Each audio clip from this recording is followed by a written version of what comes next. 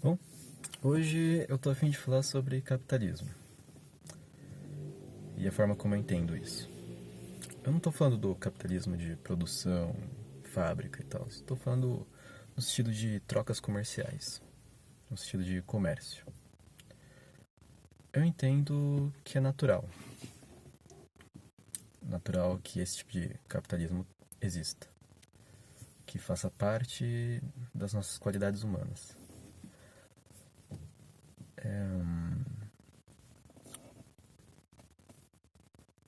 Tá.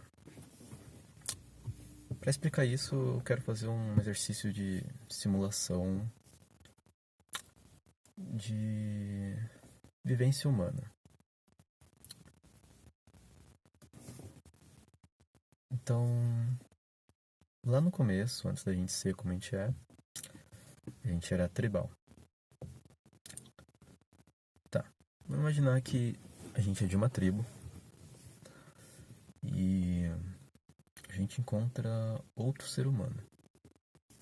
Não é da nossa tribo, mas é parecido com a gente. Então, é curioso. Você não conhece, fica com receio, mas é curioso.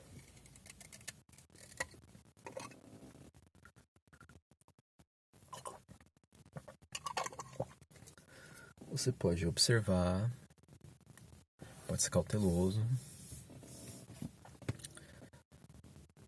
Então você mantém uma distância segura, mas observa.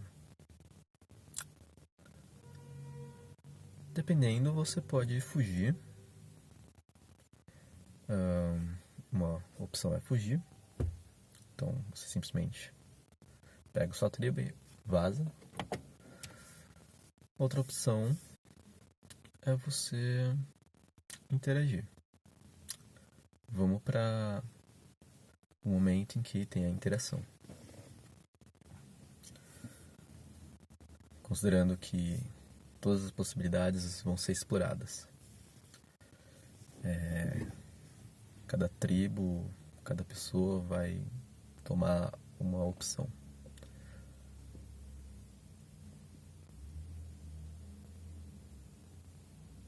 Cada tribo, né? Tipo, uma tribo aqui faz uma coisa, outra tribo ali faz outra coisa. Então, no fim, a gente acaba meio que explorando todas as opções. Meio que assim, meio.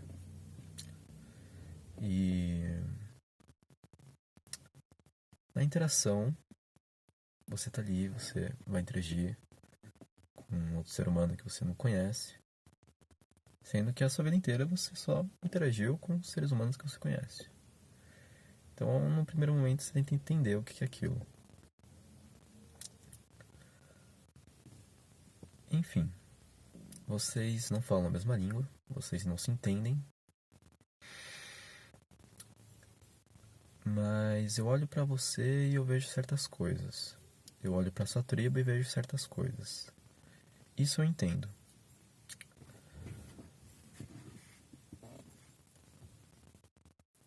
Agora, vamos colocar alguns cenários aqui possíveis.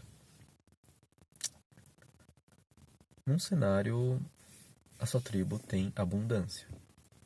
Tem tá sobrevivendo de boa, não tá faltando nada. No outro cenário, tá faltando coisa. Vamos colocar como mais provável que geralmente tá faltando alguma coisa. Mais ou menos, mas tá. E a outra tribo, a mesma coisa. Ou talvez ela esteja em abundância, ela tenha coisa sobrando. Ou algumas coisas estão sobrando e outras faltando.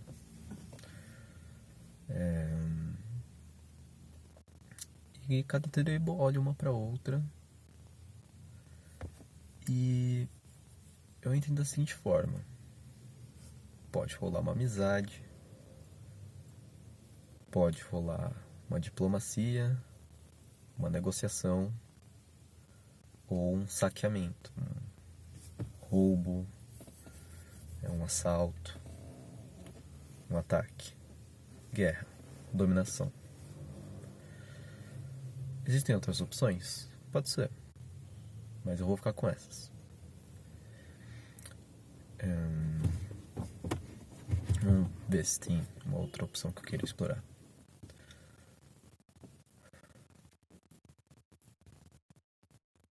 vou me ater a essas opções. Tá, então vou colocar amizade barra diplomacia no mesmo saco, junto com negociação. Então, diplomacia, negociação, amizade. Diplomacia ainda necessita de comunicação, então esquece. No primeiro momento esquece. Vamos colocar negociação, que é uma forma de diplomacia, e amizade. Mas eu vou isolar para negociação. Então vamos ficar só com negociação, porque seria meio que o mesmo esquema da amizade. A gente não precisa glamorizar nada, romantizar nada. Então a gente tem negociação, e a outra opção é saqueamento, assalto, guerra, dominação, ataque, invasão.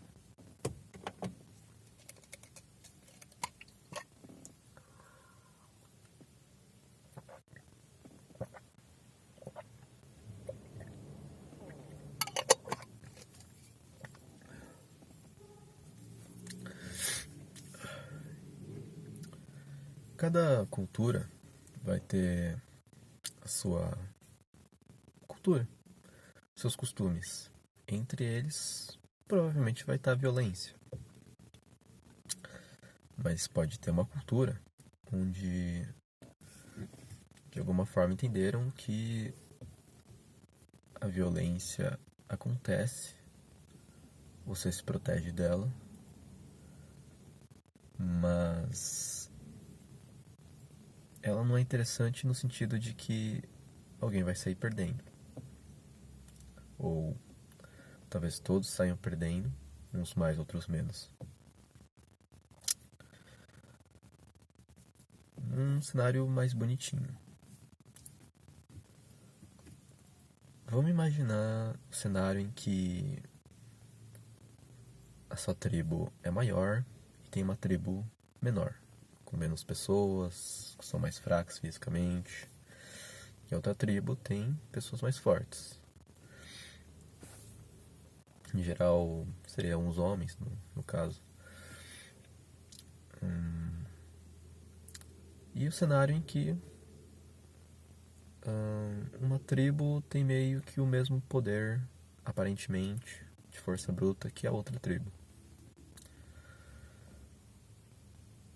A tribo mais fraca dificilmente vai querer arranjar briga com a tribo mais forte, a não ser que eles façam uma boa estratégia de ataque que compense essa falta de força, tipo atacar em surpresa ou sei lá o que. Mas ainda assim vai ser arriscado e muitos podem morrer. Então é um risco. Guerra acaba sendo um risco. A tribo que tem mais pessoas, tem mais força bruta, está em vantagem. E dependendo da cultura interna dela, se ela for a favor da violência e da dominação, é bem provável que elas queiram dominar a outra tribo, aumentando ainda mais o número de pessoas dominadas. Então, dentro de uma mesma tribo, tem aqueles que são dominados e aqueles que dominam, uma hierarquia. E aí eles são grandes, encontram uma tribo menor, e aí vai lá e abocanha essa outra tribo menor. Ataca, domina, e assim eles crescem, mantendo a tribo original, a hierarquia da tribo original, e somado com os escravos que conseguiram, se pegaram escravos ou não. Em geral pega. Então agora você tem uma hierarquia e ainda um nível abaixo dos escravos. Então esse é um cenário em que tem uma tribo relativamente forte e ela encontra uma tribo menor.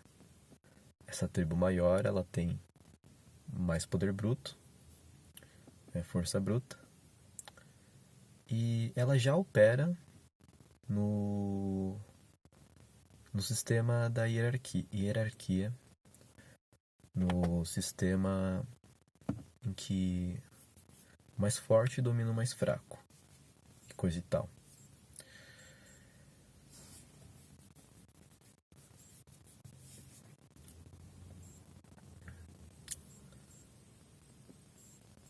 Não necessariamente o mais forte domina o mais fraco, depende do caso, mas ainda assim tem uma dominância de uns com outros. Por exemplo, já na ideia de colocar o homem como mais poder social do que a mulher, baseando esse poder social na força bruta, na força física, você já tem essa dominação. Aí vai depender se entre os homens eles têm essa cultura de dominar uns aos outros também, por força física ou seja lá o que for.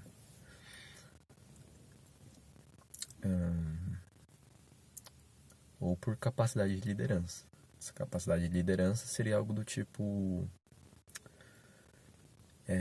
ter o carisma social para juntar pessoas e juntos, mais fracos, juntos com quantidade, acabam sendo mais forte do que o único mais forte. E o único mais forte seria o que tem mais força física individual.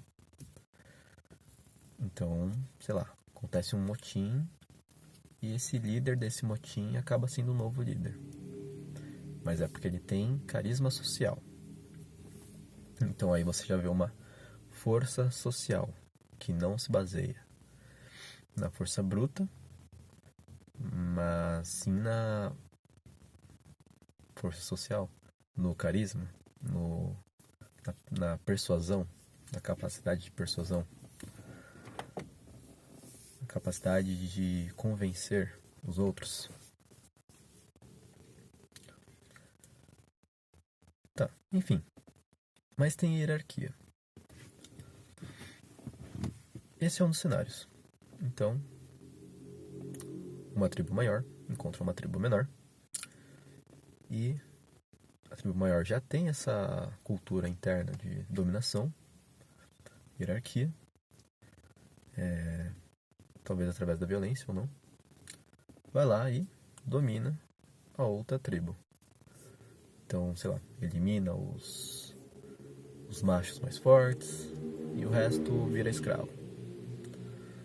Essa tribo cresce. Esse é um cenário. Um outro cenário, independente do tamanho das tribos, ou a tribo maior tem a cultura de cooperação mais do que da dominação. Tipo, entre amigos se coopera. Dentro de uma tribo, né?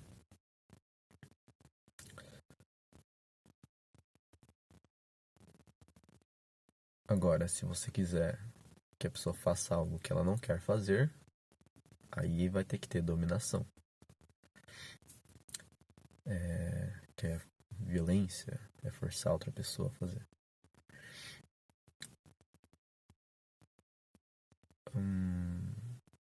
Do meu ponto de vista,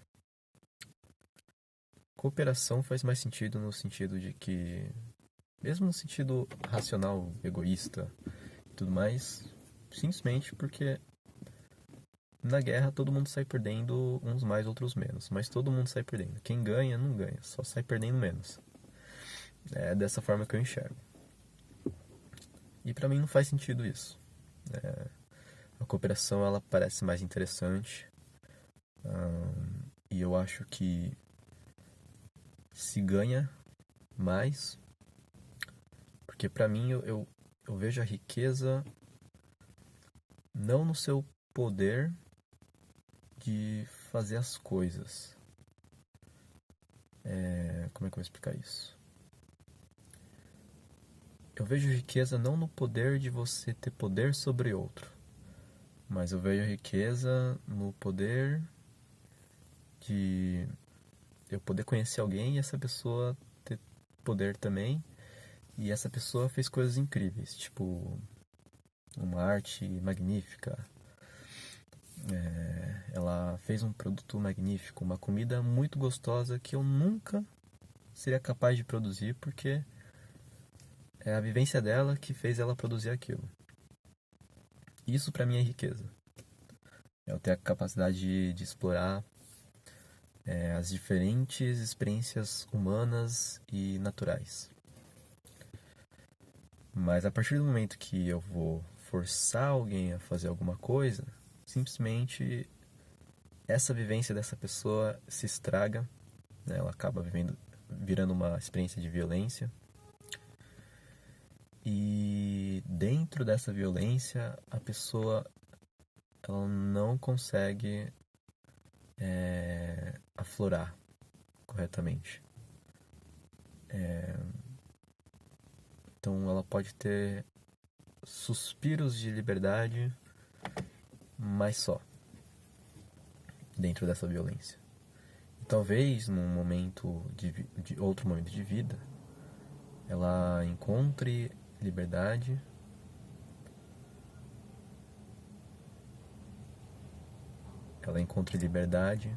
e a partir disso ela vai se aflorando e se mostrando e conquistando o próprio poder para simplesmente poder viver a vida dela. E naturalmente ela produziria algo que só com a vivência dela ela produziria. Ou seja, seria algo individual. E para mim essa é a riqueza.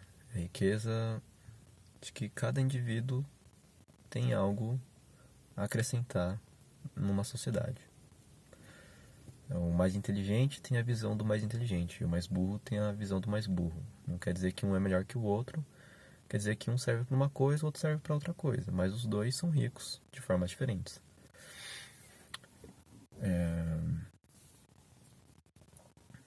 Por exemplo, a pessoa inteligente, ela não consegue enxergar as coisas da forma como a pessoa burra enxerga. E aí, ela precisa dessa forma como a pessoa burra enxerga para fazer alguma coisa, entendeu? E vice-versa. O burro também precisaria da forma como a pessoa inteligente enxerga para fazer alguma coisa. Eu vejo dessa forma, essa riqueza diversificada de cada indivíduo. E a partir do momento que eu dominasse alguém, simplesmente acabou essa diversidade, essa riqueza. Então eu acho que é um empobrecimento. Essa guerra, essa dominação, essa violência é um empobrecimento. Vamos lá então.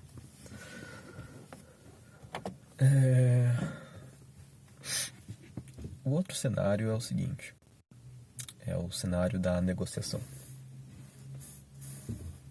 No cenário da negociação, uma tribo encontra a outra e elas podem ser do mesmo tamanho, mas também pode ter uma maior que a outra. Assim, tem chances das duas serem do tamanho parecido, um pouco diferente, porque geralmente não é totalmente igual, né? Provavelmente é um pouquinho diferente, vai ter uma pessoa a mais, uma a menos. Mas muitas vezes também vai ter uma diversidade de quantidades de tribo. Uma diversidade de quantidades de pessoas por tribo. Então, sei lá, uma tribo maior, uma tribo menor. A tribo menor não vai pensar muito em, tipo, deliberadamente e explicitamente declarar ataque contra a tribo maior por uma questão de força, tipo, vai perder. O mundo animal também funciona assim. Você vê um animal maior, você foge. O animal maior quer comprar briga com você, você foge. Simples. Natural. Vamos imaginar agora que Tá, isso entra em biologia. Tipo, vou fazer uma relação com biologia. Tem os animais que se devoram, então tem uma predação. É um predador, uma presa, vai lá, come, beleza, caça. Sendo que não é simplesmente comer, né? É caçar. É diferente. Tem parasita, que é aquele lá que se aproveita da vida do outro, da produção de vida do outro.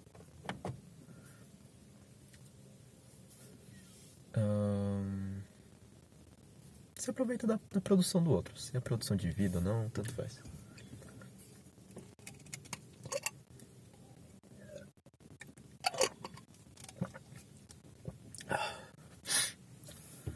E tem o comensalismo, que não acho que não é tão importante, mas tão relevante, né? A palavra é relevante. Não acho que não é tão relevante, mas eu vou falar.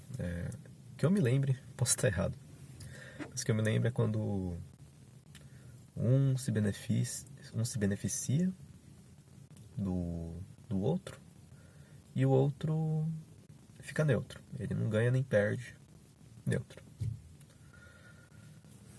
Tipo, sei lá, se você vê uns peixinhos pequenos nadando coladinho com um peixe maior, gigante, assim, comparado a ele.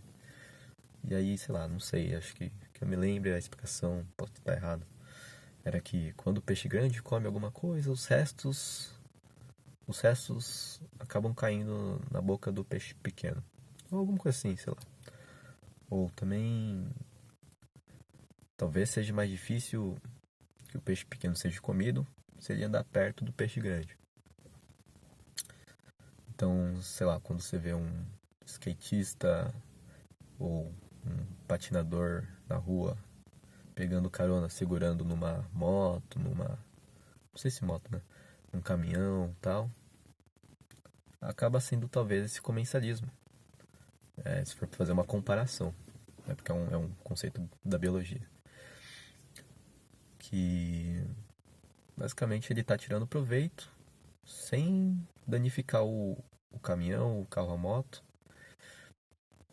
E o caminhão, o carro, a moto não está sofrendo nenhum prejuízo com isso. Mas ele também não está ganhando nada. E aí tem o mutualismo.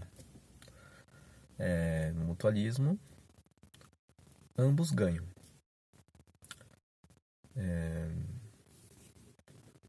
Eu não sei se eu lembro agora de um exemplo de mutualismo. Deixa eu ver. O cachorro e o ser humano, né? O cachorro com suas habilidades mais aguçadas,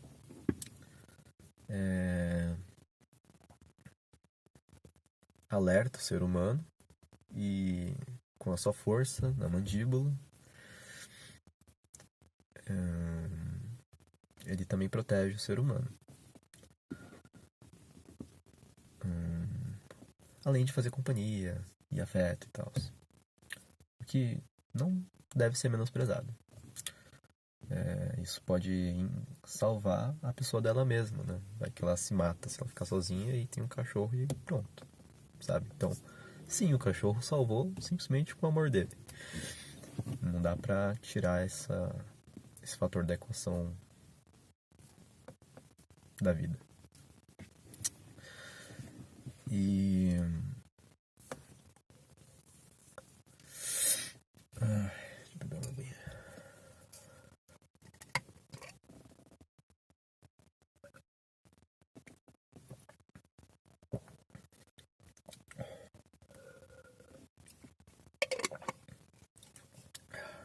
E o ser humano?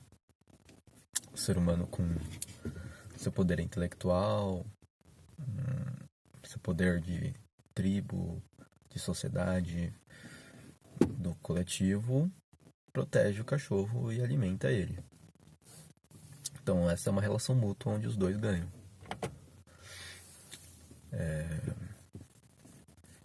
E entenda assim, não é que um vai ganhar mais que o outro. Tipo, quer dizer, o que eu quero dizer não é que os dois vão ganhar coisas igualmente. Não é que o cachorro vai ganhar tanto quanto o ser humano vai ganhar. Não necessariamente essa comparação faz sentido. Comparar o que o cachorro ganha com o que o ser humano ganha não necessariamente faz sentido. Porque o que o cachorro precisa pode ser, vou colocar aqui assim, num cenário hipotético, pode ser pouco. O que o ser humano precisa pode ser muito. Mas ambos precisam. E eles trocam e o cachorro recebe pouco, mas ele recebe o que ele precisa. O ser humano recebe muito, mas ele recebe o que ele precisa. Tipo, o que eu quero dizer com isso é, não necessariamente faz sentido você comparar o que cada um ganha e você colocar um valor pro que cada um ganha.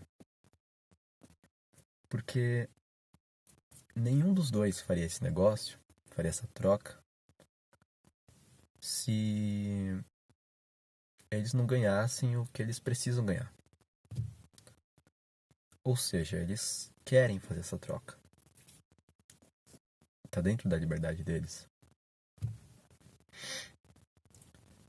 E eles fazem essa troca. E não é sobre quem ganha mais, é sobre o que você quer, o que eu quero e como a gente pode se ajudar. Se você quiser fazer uma troca justa, tá bom. Se você quiser colocar na balança as coisas justas, beleza. Mas entenda assim que isso não precisa estar dentro da natureza, sabe? Essa justiça é uma ideia humana.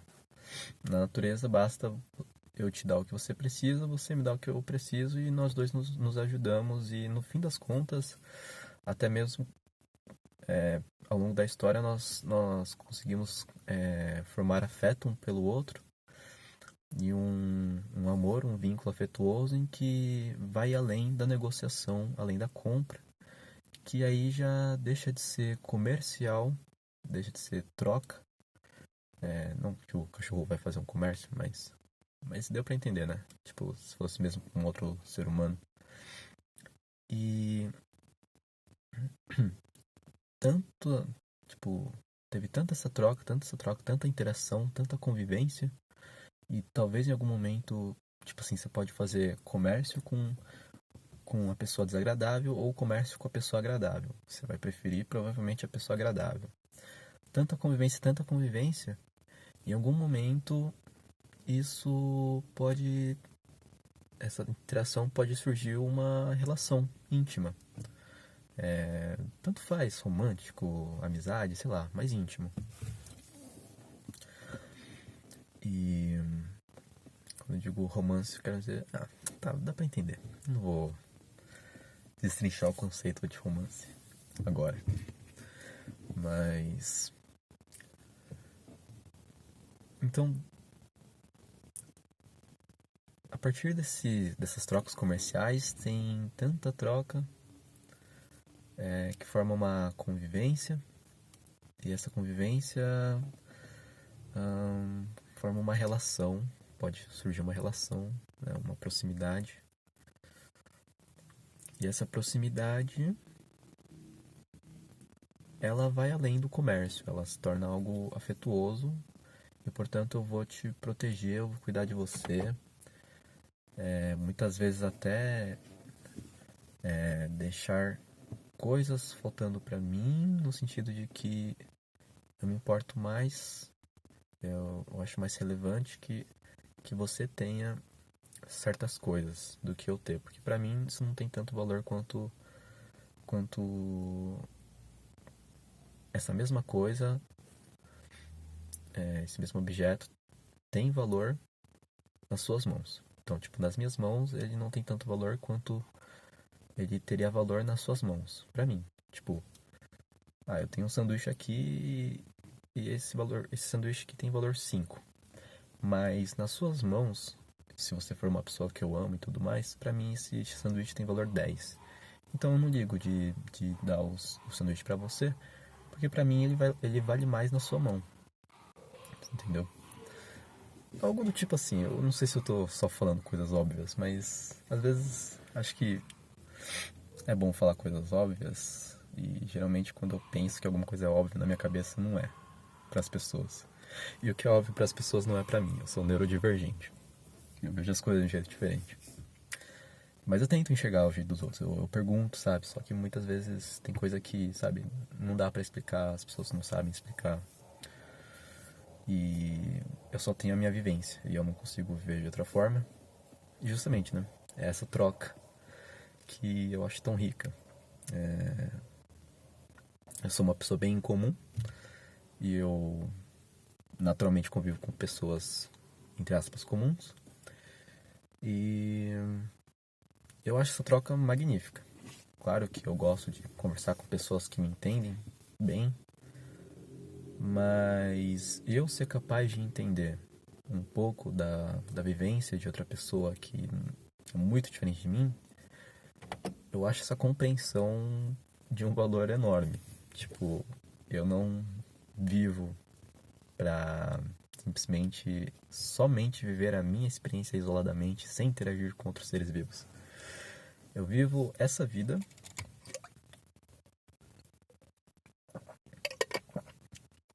na intenção de interagir com outros seres vivos. E essas interações serem riquíssimas, serem coisas que me agregam, e simplesmente para mim. Só de eu enxergar a coisa de um novo ângulo, do seu ângulo, do ângulo do outro, isso já me faz eu me sentir muito rico, sabe? Tipo, é uma coisa que dinheiro vem e vai, mas para mim a memória não, o sentimento não. É claro que quando você morre, quando você fica com Alzheimer, demente e tal, pode acontecer, né? Mas enfim. Mas essa riqueza para mim ela é mais perpétua, ela é mais e eu pelas minhas vivências eu sinto, acredito no na vida após a morte. A morte só como passagem. E e que a consciência, o espírito, ele se lembra das coisas. Eu entendo dessa forma pela minha vivência, pelo que eu vivi, pelo que eu senti. Eu acredito nisso. Então, por isso que pra mim memórias são muito mais ricas do que dinheiro que vem e vai. Esse é o meu ponto de vista. Não que eu ganhe dinheiro, não ganho. Então,